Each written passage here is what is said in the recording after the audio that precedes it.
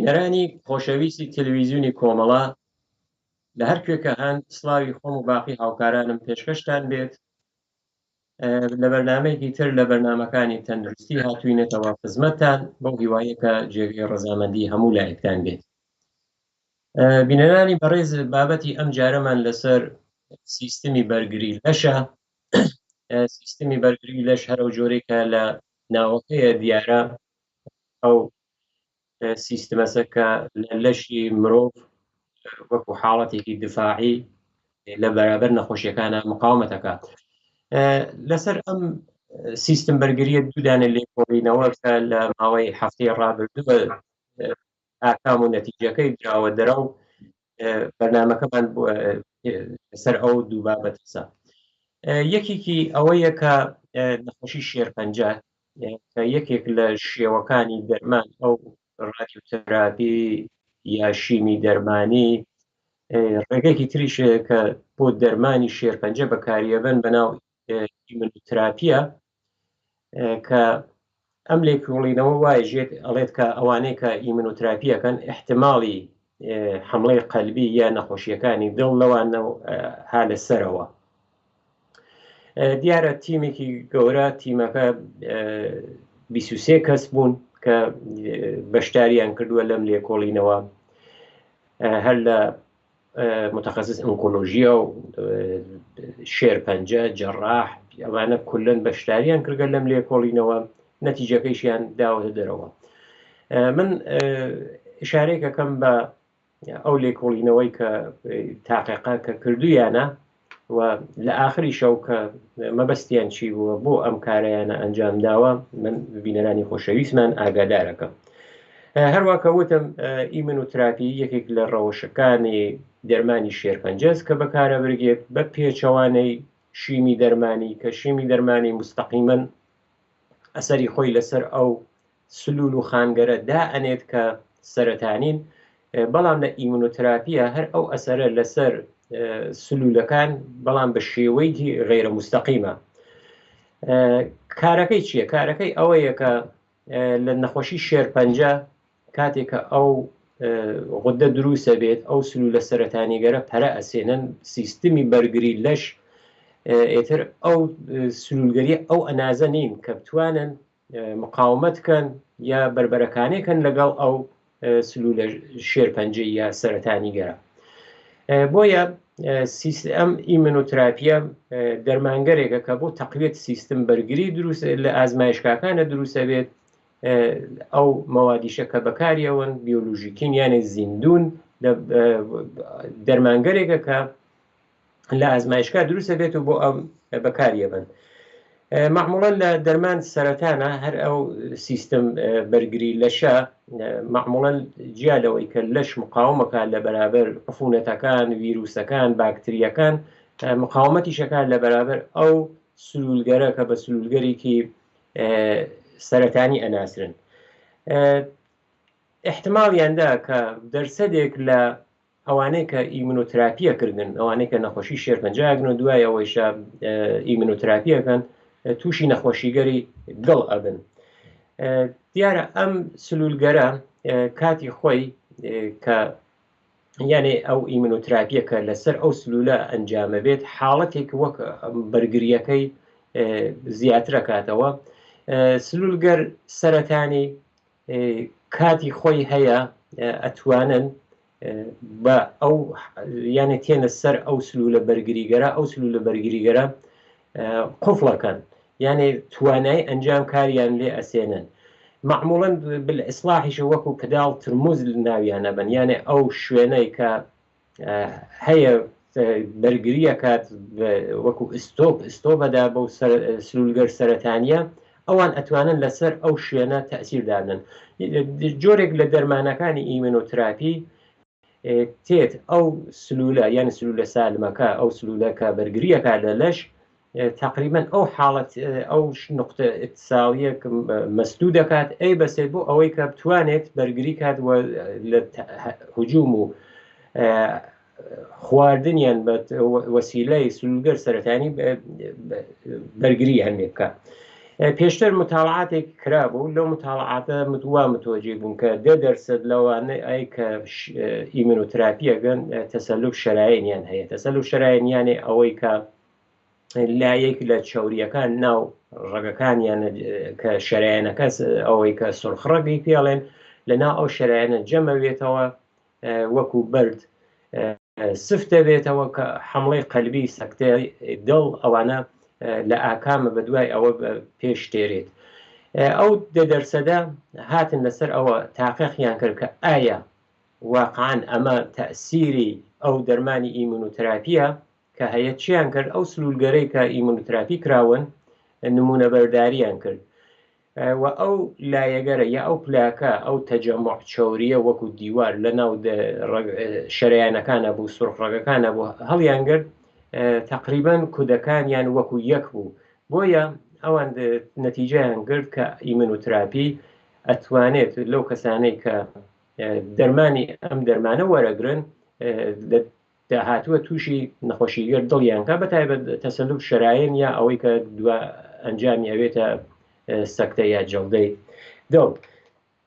معموڵەن ئەب تاقیقا کە ئەنجامدرا لە هەردوو دەستە سلولەکە یانە هەم ئەو سلولگەرەی کە ڕێگەکان ئەبەستن سفتە بنەو ناو کە ڕێک مەبەستان سرخ ڕێگە ئەو خوێنبەرەکانە و هەم ئەو سلولگەرەی کە بەرگریەکەن لە سەرەتان.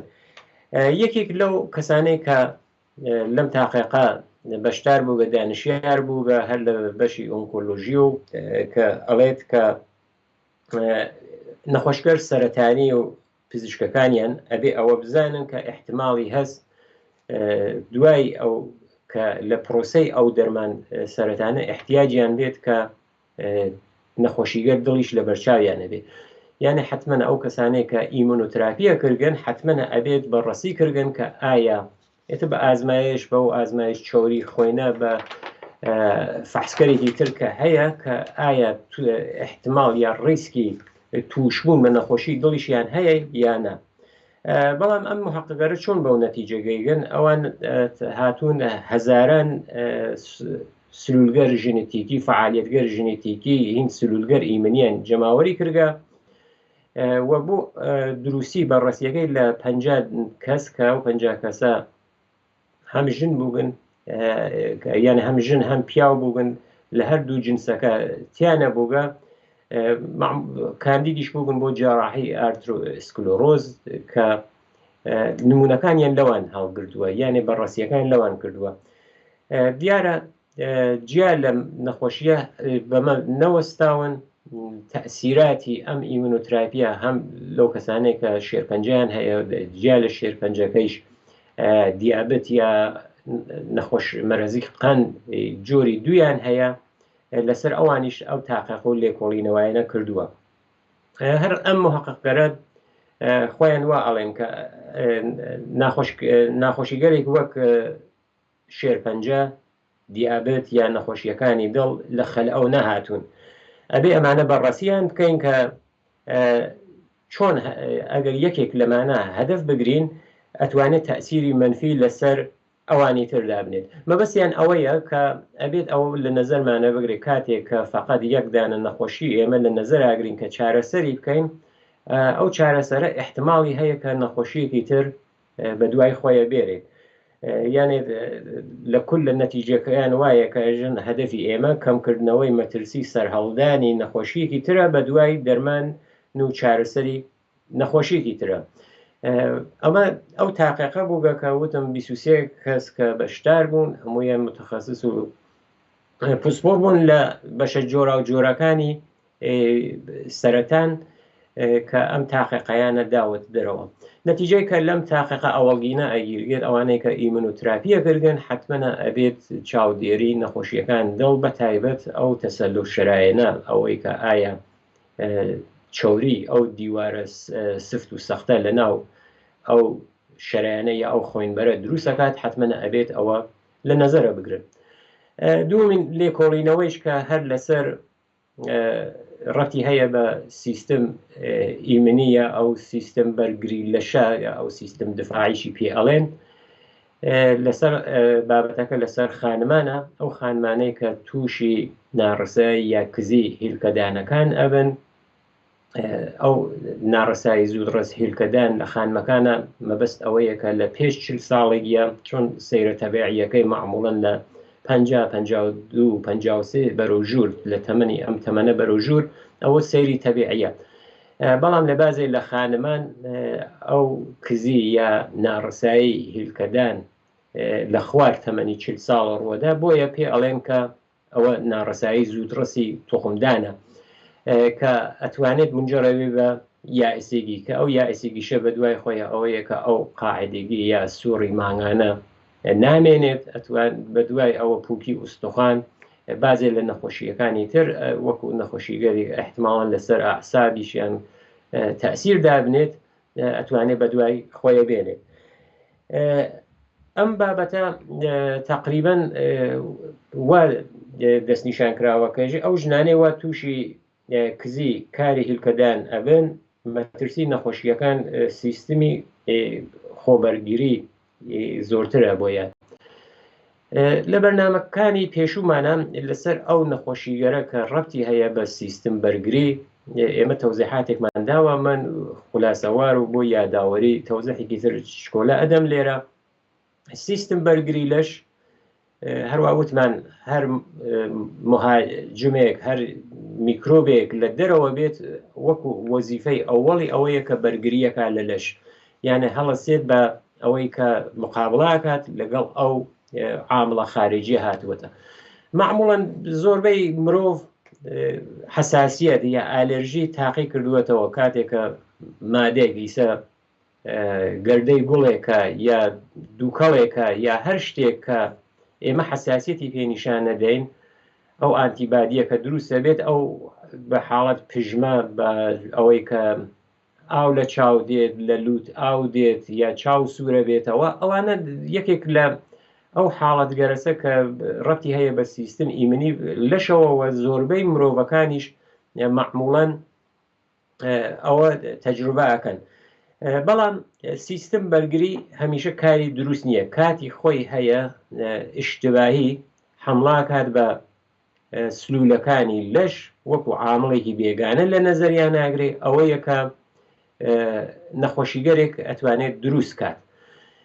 بۆیە ئەوەیە کە ئەم تاقیقە لەسەر ئەوەیە کە ئەو خانمانەی کە زووتر لەو تەمەنە لەو موعیدە تووشی کزی و ناڕەسایی کاری هیلکەدانەکانیان نەبن، ئەوە ئەتوانێت بازێ لە نەخۆشیگەر ئەو سیستم ئیمنیە ئەو بەرگری خۆجیەتیە دروست بکات.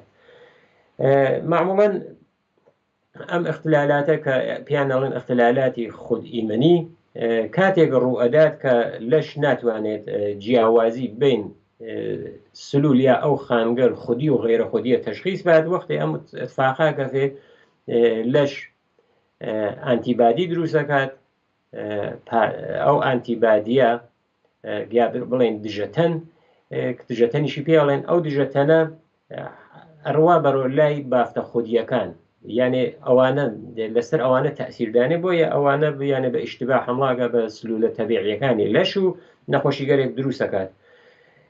معموڵەن ئەو تاقیقەی کە کراوە وتویانە ئەم نەخۆشیگەر ئیمنیە یاخود ئیمنیە ئەغڵب لەو ژنانێکان کزی ئەوەڵیەی هیلکەدانەکانیان بووگە فەرز بەوە بووگە کە ئەمە احتماڵاً اختلالێکی ژنێتیکی بێ، یانێ لە ناو بنەماڵیشیانە لە ناو کەسەکان ئەفرادی دەرەجە یەکیانە ئەوە مشاهدە کراوێ. بۆیە بۆ ئەم متاڵعە وایان وتووە کە لە پەروەندەگەری ئێلکترۆنیکی لە ساڵ 1995 تا 2022 کەڵکیان وەرگردووە، یعنی تقریبا ئەتانین بڵین کە 27 ساڵ پەروەندەگەر ئێلکترۆنیکیان، ئەوانەی کە پەروەندەیان بوو کە لە کامپیوترە زەخیرە و خزم کراوە، ئەوانە لەوانە ئستفادەیان کردگە. متاڵعەکەیش کە کراوە شامڵی 610 نمونە بووگە کە 610 خانم بووگن کە هەمویان مبتەڵا بووبن بە ناڕەسایی توخمدان. هەروەها جیا لەوانیشە ئەمەی کە ئەو 610 خانمیانە هەڵبژاردووە، یانە پەروەندەکانیان هەڵبژاردووە، بەستەکانیان ئەوانەی کە بەستەکان دەرەجە 1 2 بەڕەسی کردووە پەروەندەکان ئەوانیشیان بەڕەسی کردووە.